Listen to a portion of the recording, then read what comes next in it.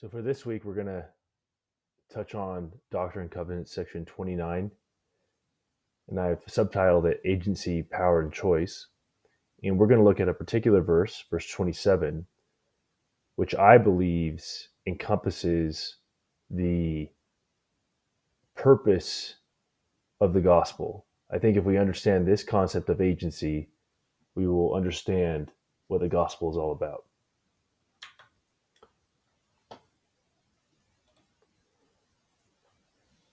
So in verse 27, the Lord talks about judging the righteous and the wicked. He says the righteous will be gathered on his right hand and the wicked on the left. He'll be ashamed, and tells them to depart, ye cursed, into everlasting fire. And then it says, and now, behold, I say unto you, he's speaking to the elders, never at any time have I declared from mine own mouth that they, that is, the wicked, should return. For where I am, they cannot come, for they have no power. So the question that I want to ask, and that I hope this presentation covers, is help us understand, what does the Lord mean that the wicked have no power? Why is power connected to be able to reside with the Lord? And what does the Lord even mean by power? So to understand this, we need to talk about the meaning of agency. And as I said earlier, understanding agency is key to understanding the gospel. So to do this, let's revise that last sentence. Instead of saying, for they have no power, we could say, for they have no agency. So agency is the quality of moving or exerting power. It's a state of action. So we tend to think of agency as being able to make choice and have the opportunity to make choice. We talk about being free agents, how God's given us agency.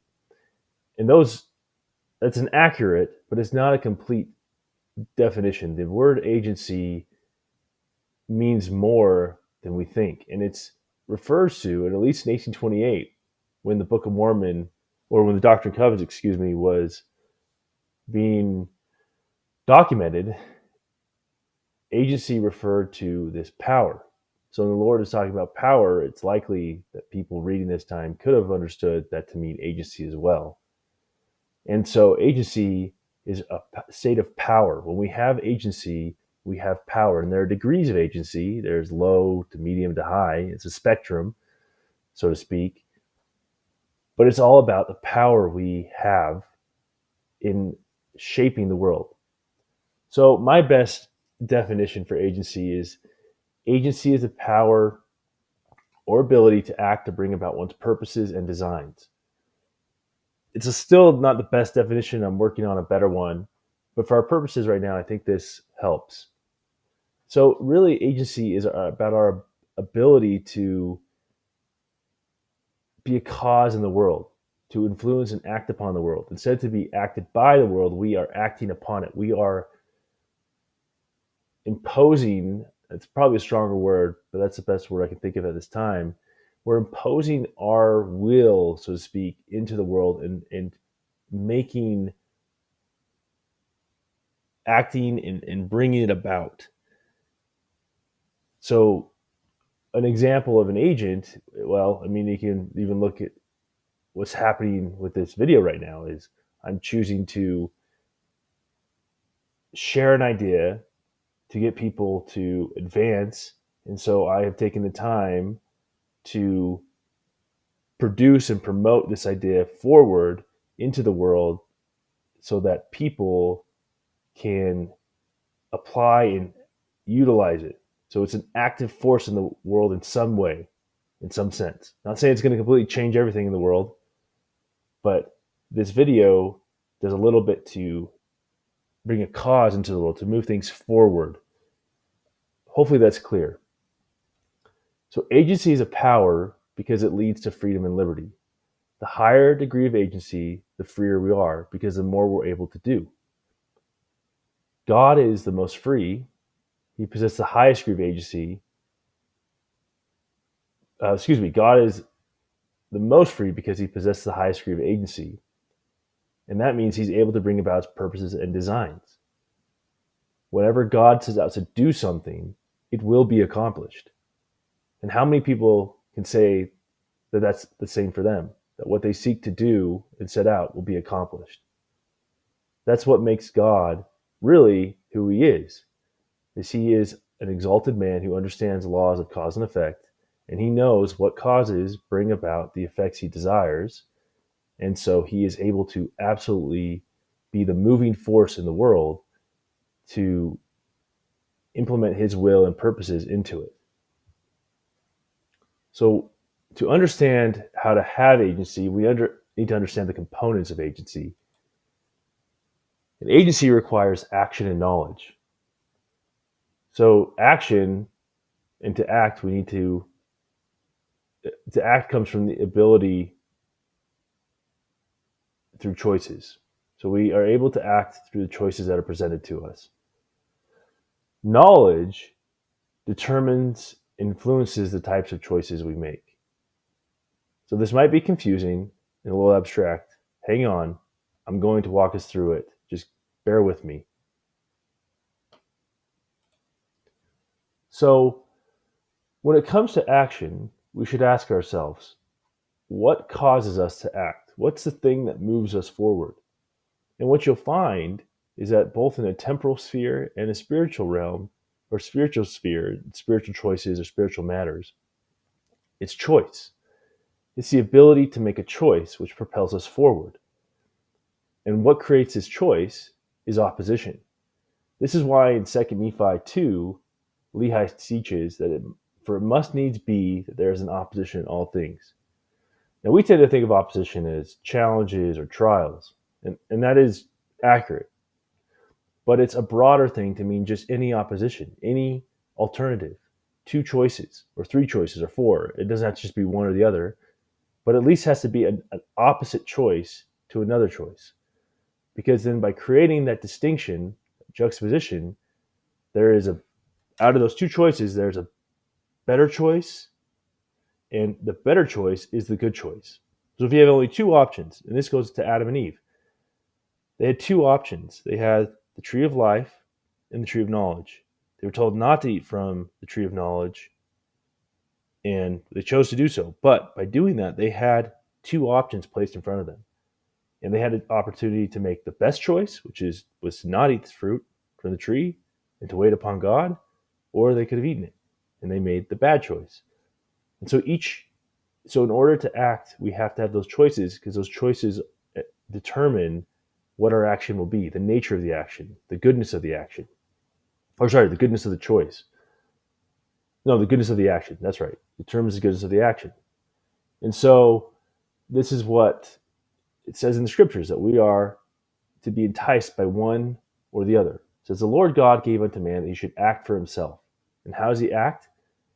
Wherefore, man could not act, except he had a choice, except that he was enticed by one or the other. So action is based upon the choices we have, and that comes from having two or more oppositions, things that we can choose from. So in order to exist, we have to be able to choose, and that's exactly what Doctrine and Covenants section 93 talks about. All truth is independent. We are truth, among other things. We are independent. We are placed in a sphere to act for ourselves. And if we cannot act, there is no existence. So the reason why choices matter then, as we talked about earlier, is there are good choices, and there are better choices, and they're the best choices, and they're bad choices. So there's bad, good, like a decent choice, and the best. And our job is to choose the best choice in every situation we're at, because that leads to life and flourishing, progression, growth, success, and removes unnecessary suffering. So now the question is, how do we choose? And that gets us into the meaning of knowledge. So we choose by identifying the correct choice through knowledge. So there are two ways that we can acquire knowledge. One is through precept, another is through experience. And precept just means any kind of teaching or principle. And so this comes in various forms. You can have commandments, which is what most of us have, members of the church, or LDS, or Christians in general. We have commandments from the scriptures or from in our institution. Those provide a framework by which to view the world. That's what Paul even talked about with the law of Moses. It was a tutor and instruction by helping the Israelites to see what was good and what's bad. By creating strict dietary laws, the Lord created distinctions. Now, those dietary laws weren't like there was a carnal commandment. It had no spiritual bearing in the sense that, like, if you ate pork, it wasn't like you were sinning. It was more of a way to help the Israelites understand the difference between good and evil by helping them to see that there were things that are profane and things that are holy, even if in a ritual sense. It helped to teach the Israelites this distinction because prior to the law of Moses, when the Israelites were living in Egypt, the Egyptians were pagan. They didn't have those distinctions, the holy and the profane. In a lot of places, in Egyptian and pagan culture, the holy and profane were mixed up. When they did sacrifices or temple worship, a lot of it was done through, well, sexual orgies. It was done in a way that was very grotesque and evil, but that was how the Egyptians and the pagan nations worked. And so Israelites growing up in that for 400 years likely would not have had the distinction between holy and profane. So, anyways, it's a side note, but the point was the commandments were teaching them that. Another thing is, the law of Moses was teaching that through the ritual commandments. So the next is revelation. Obviously, the Lord can teach us and give us knowledge through revealing it to us. It's also teachings. So that can be formal and informal, right? Just anyone who's had an experience can teach someone else saying, hey, I made this bad mistake. Don't do it this way. This is what you should do. And this is why telling the truth is so important. And I won't get into full detail about that, but just to say that if we have truth and we know a better way of doing things, then we need to share that with others so they can then have the knowledge to then have the opportunity to make a better choice. And that way we can help facilitate God's purposes by giving people an opportunity to make better choices through the knowledge that we convey to them. And then another way is through experience. And that's the typical, touch your hand on a burning stove, it's hot. You learn not to touch the stove again. Sometimes we have to learn from the consequences of our actions. And every action has a consequence. And this is why it's really, really, really bad when we shield people from their consequences, because then they are limited in what they can learn from their actions.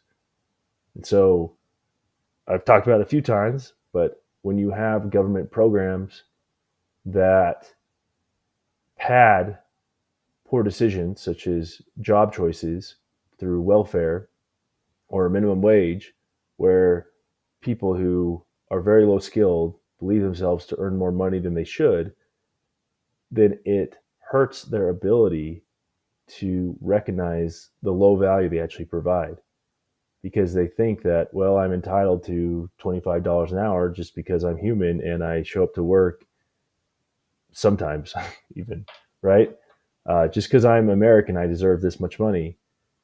And what that does is they don't learn what their real value is worth. And so they live in this illusion or delusion of their inflated worth.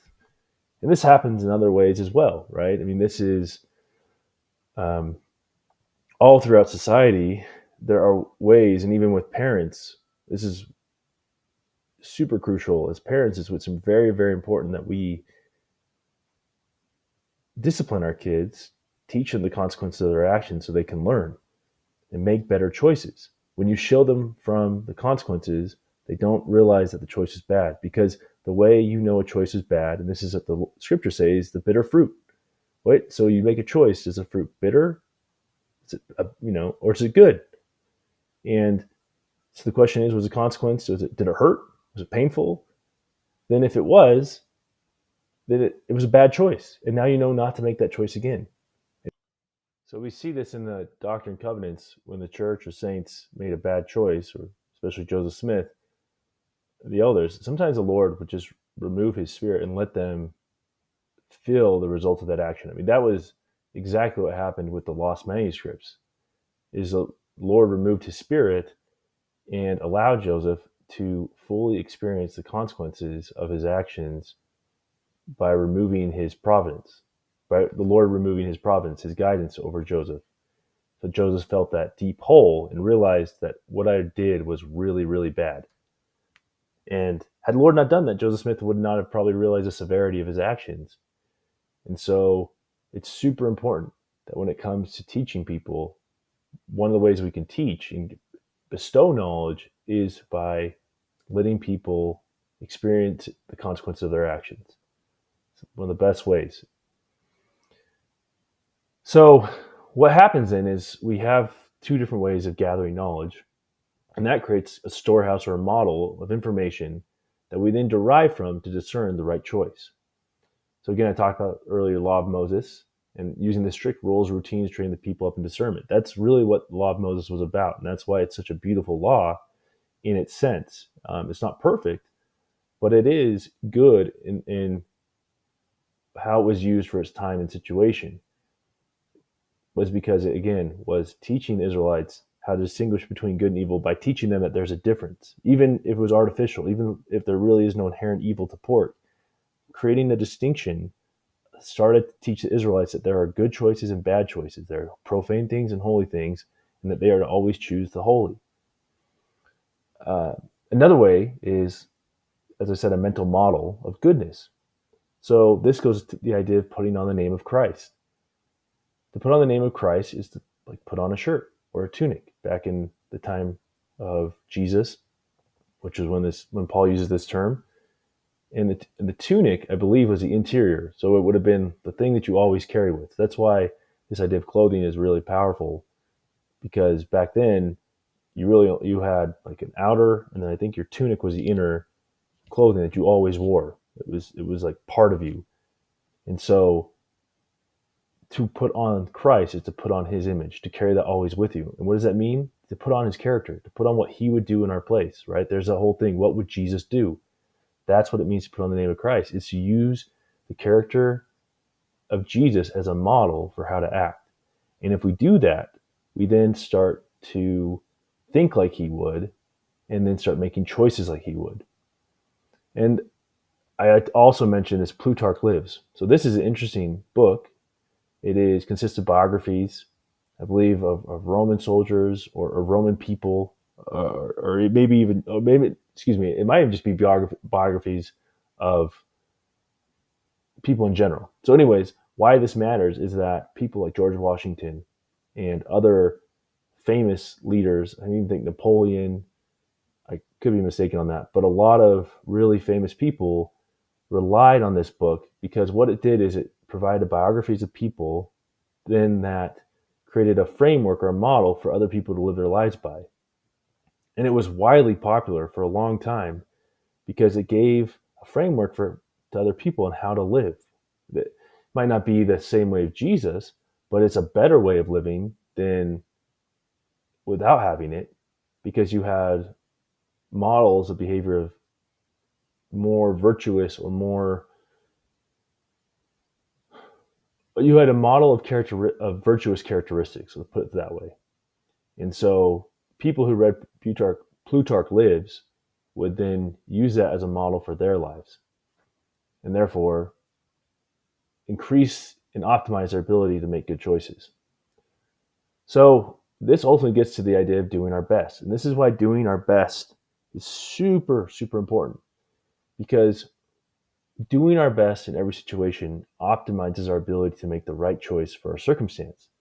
Further, when you try to sincerely do your best and then you are exposed to something that's even better than that best, that makes sense. Now you've even set yourself up to then make even a better choice and the best choice in the future, and so forth. And so you are finding what is the best from that.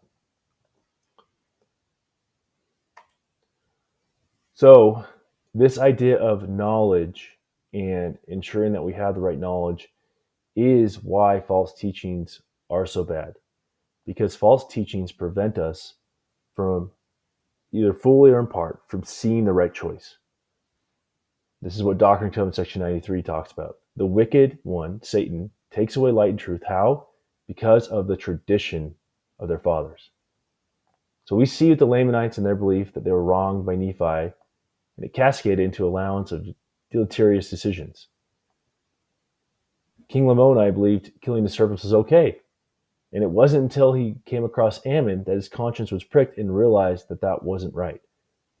So, and even Mormon says that when King Lamoni is aware of his potential error, he didn't think at first that was the case, and it was not until Ammon that he's like, "Oh wait, maybe I did something wrong here, because this Ammon guy is pricking my conscience, and maybe what I did wasn't right."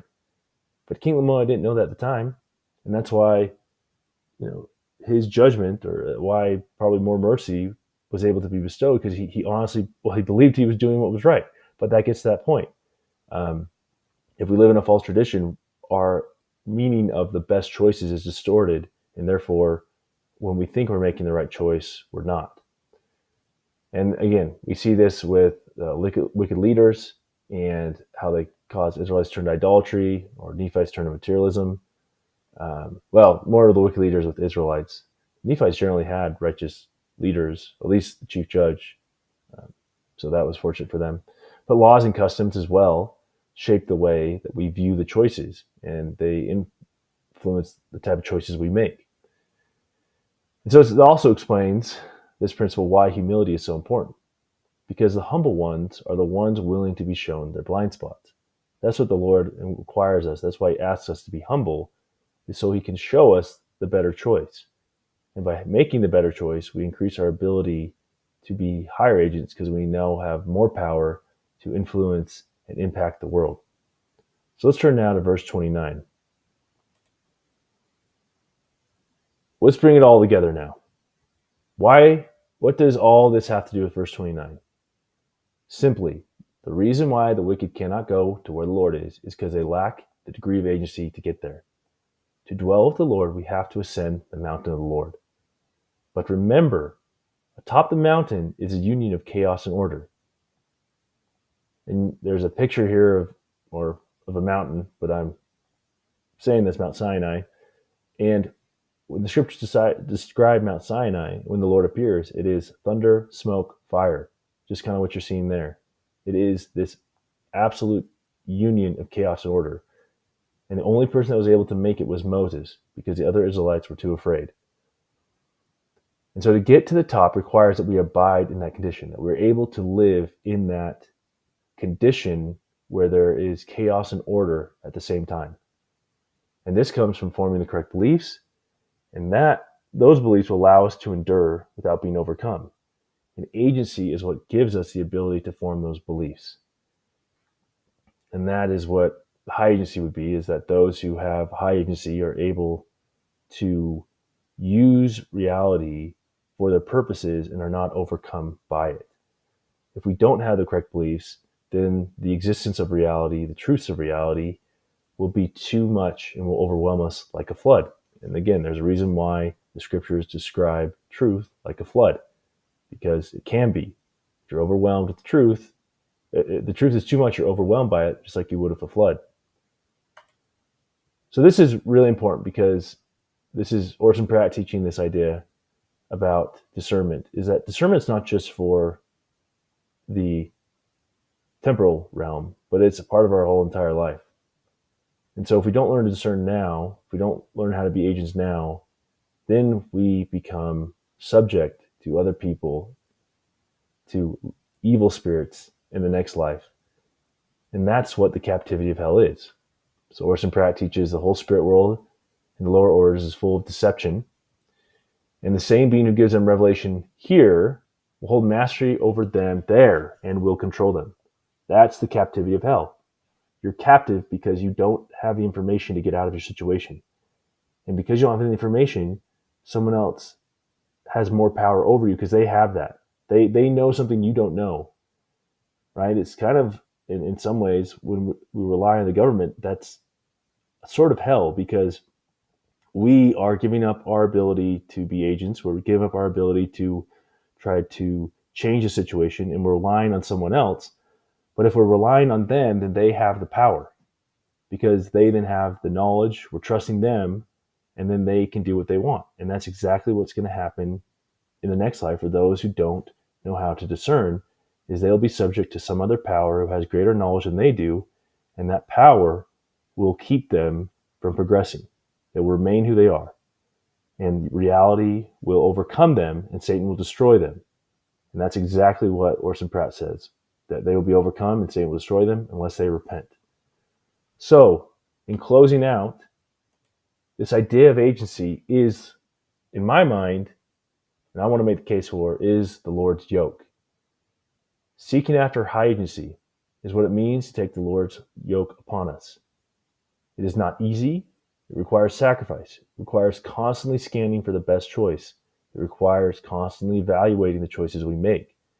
But in the end, this is the blessing because we progress, we avoid unnecessary suffering, we're able to influence the world, to bring about our desires within it, and are able to overcome the world because we have developed the knowledge to overcome and handle reality. This is also, I will contend, is the rock of the Lord.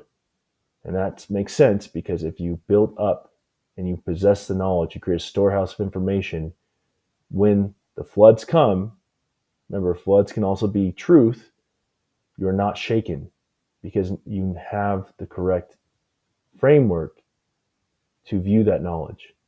And instead of it overcoming you, you use it to further advance you. Like the Lord's footstool, you use it to further step up to another realm, right? It's interesting when it says that the Lord has a footstool, the earth is a footstool. It's a realm where the Lord uses all the knowledge here to then step up to the next realm. And that's why we're here, is we gather all the knowledge we have in mortality that we couldn't learn any other way, and we use that to ascend upwards. And we use the truth, instead of acting as a flood, the truth is what promotes us, because we know how to then compartmentalize, organize, and implement that truth to achieving our purposes of exaltation.